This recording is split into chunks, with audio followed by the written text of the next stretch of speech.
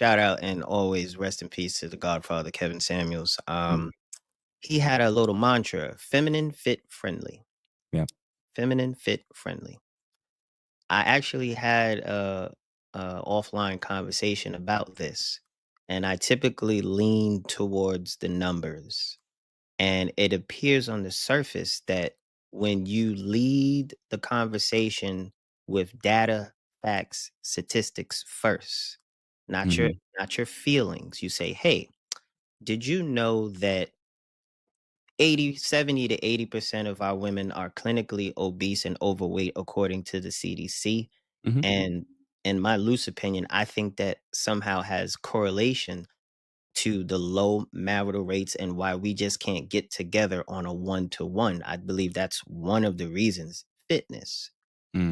In your opinion, feminine, fit, friendly, do you think there is correlation of the fitness aspect of our women, and being that it's just way over 50%, it's 70 to 80%, it's in the red zone.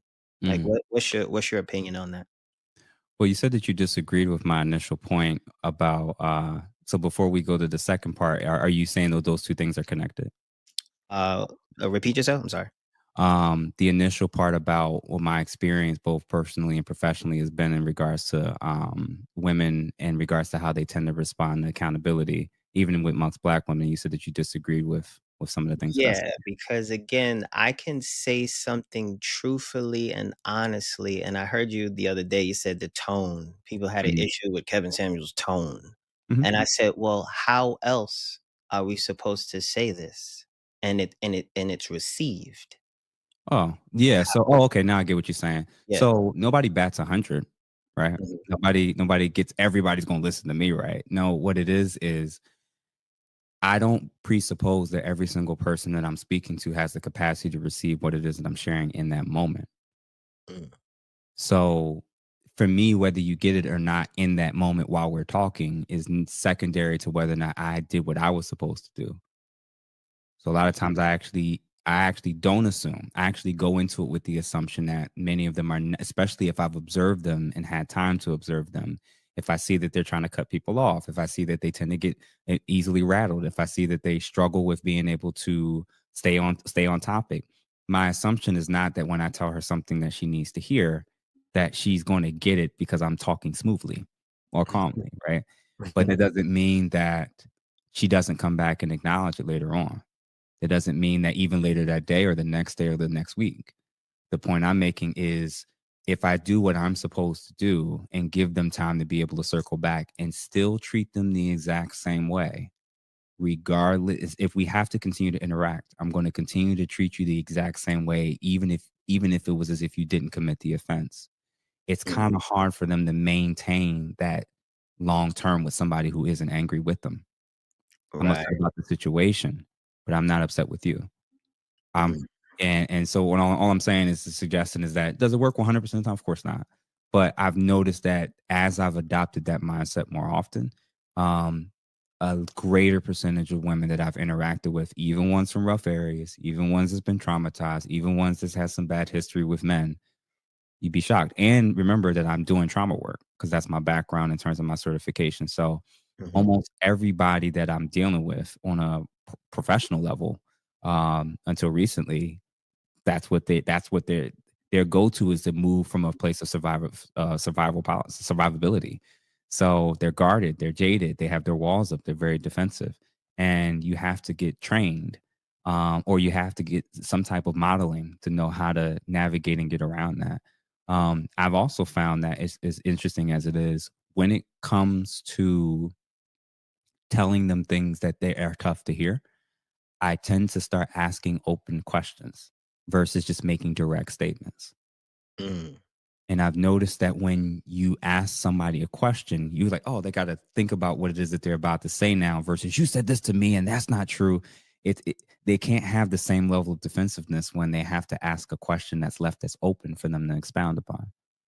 mm, I mean, they can choose to be guarded and still be, but a lot of people, that's not the normal response, whether it's, male or female. So little techniques and stuff like that I kind of observe.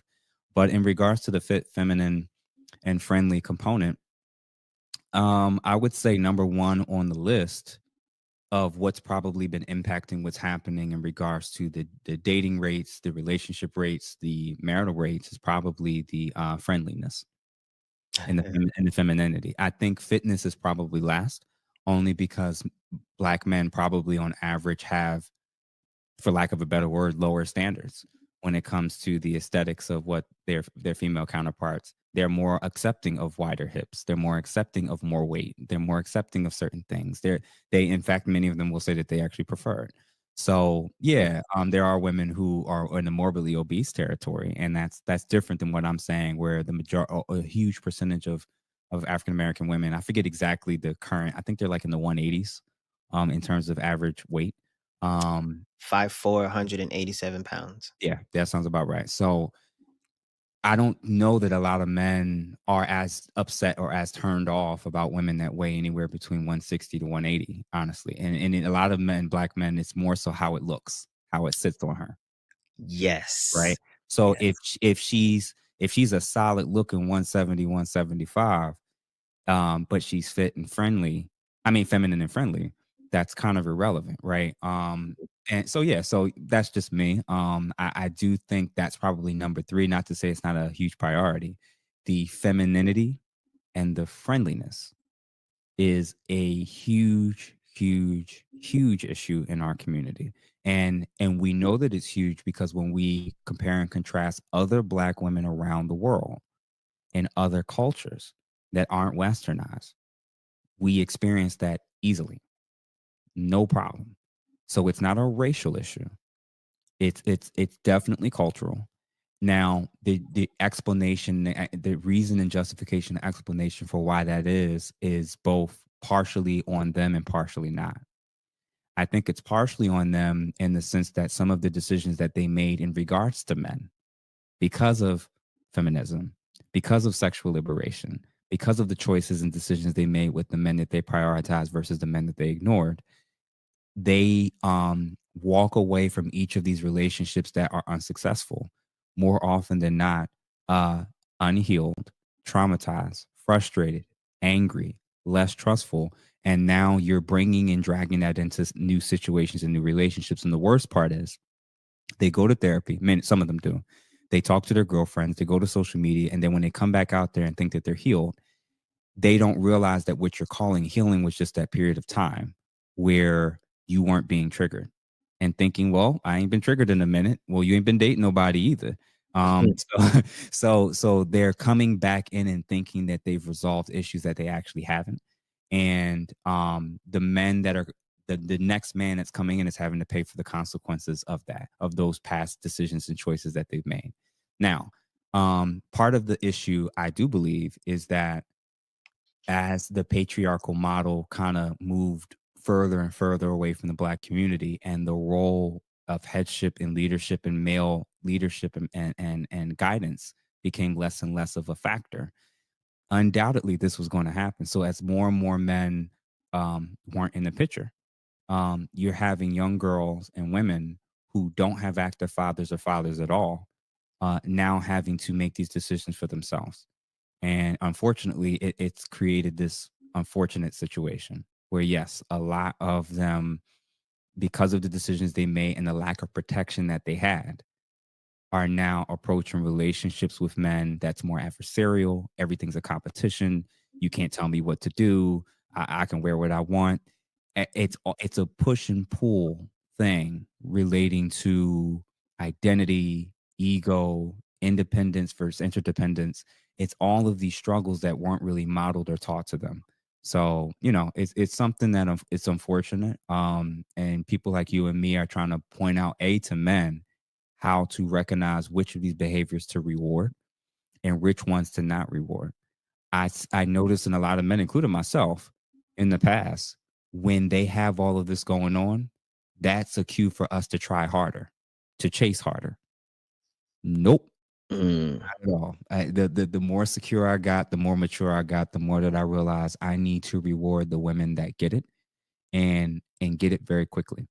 And those that don't, I don't wish them any harm, but they're not going to get nearly as much of my time, access, time, energy, or resources as I would have when I was younger.